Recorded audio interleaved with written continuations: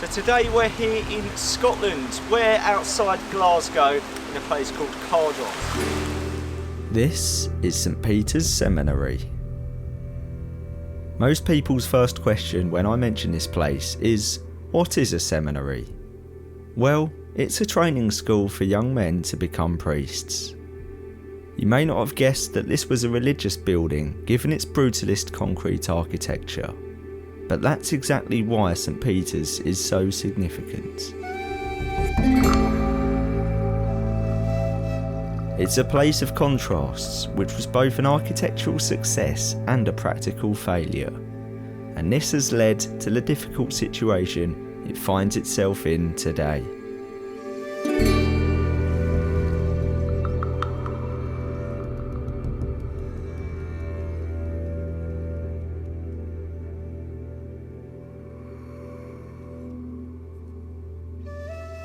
In 1992, even after it fell out of use, it was made a Category A listed building and has been declared to be of international or even world significance.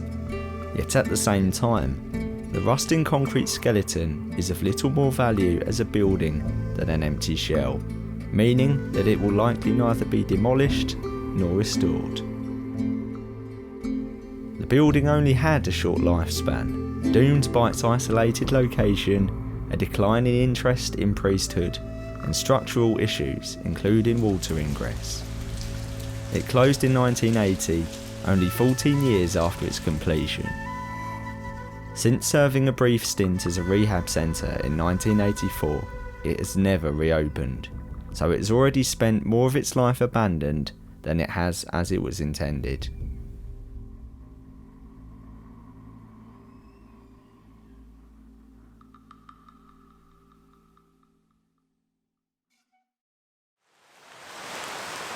On this rainy, overcast day, we took a walk through the ruined seminary. For this section, we have kept our footage unnarrated to leave you to become immersed in the ambience as we explore the main building.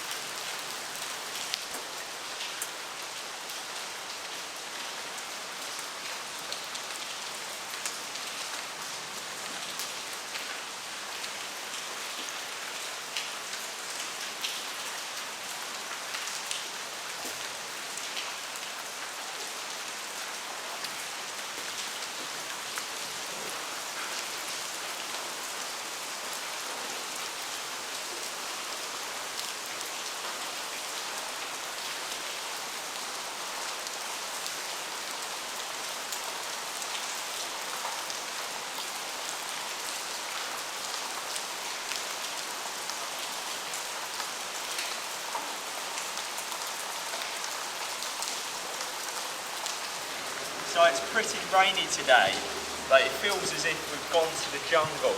And this is actually some kind of ancient Aztec ruin. It's got this timelessness about it. It's not the most, perhaps, attractive ruin, but it is one that does inspire the imagination. Because it was abandoned sort of before its time really, being used for only maybe a decade before it started to wind down, you can't help but feel it's almost like a glimpse into an abandonment of the future, you know, what modern buildings today might look like in an apocalyptic world.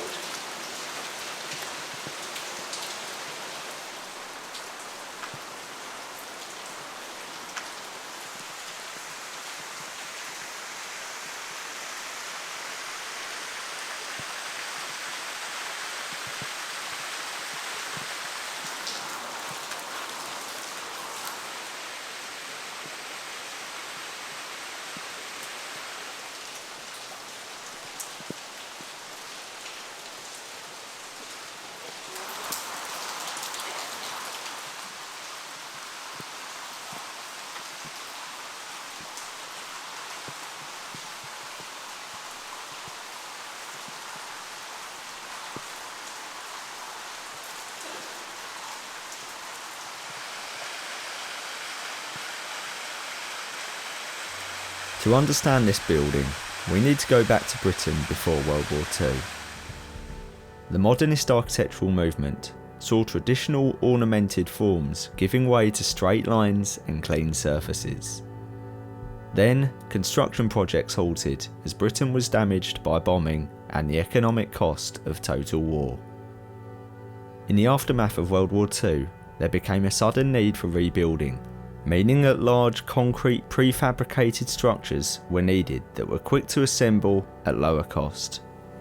This functional need, combined with pre-war modernism, led to the birth of Britain's most controversial architectural style, Brutalism. One of the innovators of Brutalism in Scotland was the architecture firm Gillespie, Kidd and Coyer, under the vision of young German and Scottish-born designers Izzy Metstein and Andy Macmillan. The pair first experimented with Brutalism in the 1950s, designing churches which were simple and plain from the outside, yet made interesting by the way that they let light in. St Peter's Seminary, completed in 1966, was their magnum opus, resulting from the skills they'd been developing. The 1972 film Space and Light by Murray Grigor showcases the seminary in its original glory, and it's easy to see why its creators were proud of what they'd made. The seminary could accommodate a total of 100 students, but it never fully reached this capacity.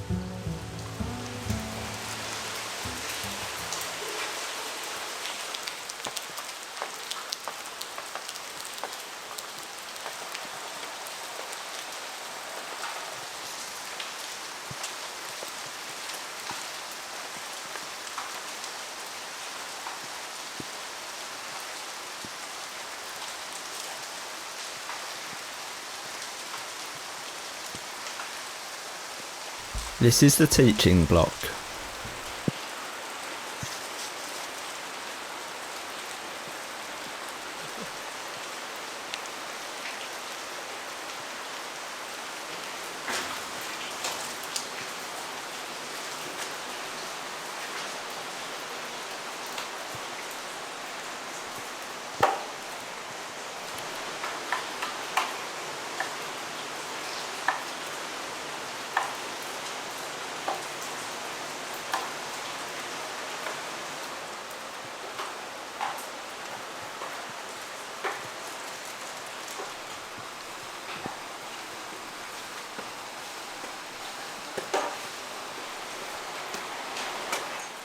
They're currently next door.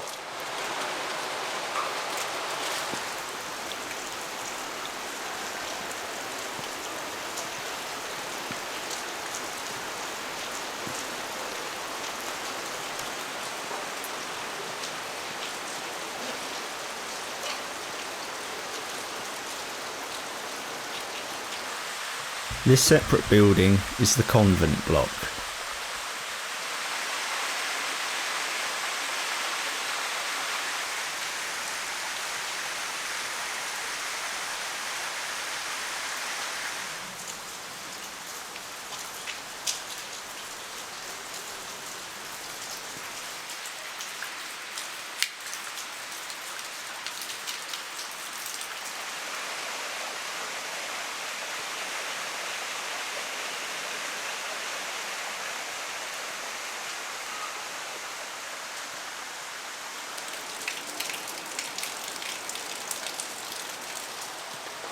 Those that venture to the seminary might notice some older ruins on site. These are from Kilmahoo House, the Victorian mansion where the first students were based. The contrast of old and new was intentional, perhaps to emphasise the modernity of the new building. The manor was sadly demolished after a fire in 1995.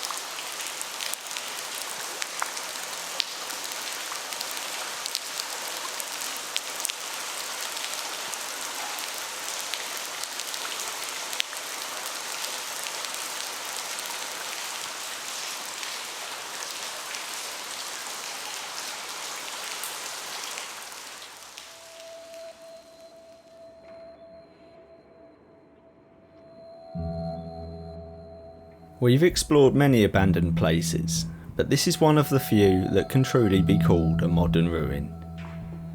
Numerous proposals to convert the building have been made, but so far none have come to fruition. It has seen temporary use as an arts exhibition space in recent years, and has come close to being the centre of surrounding developments, but so far no lasting projects have been successful. It might be best to see St Peter's Seminary as an experiment, a very expensive concept piece, and whilst the building may be doomed, many architecture enthusiasts around the world are still very glad it happened.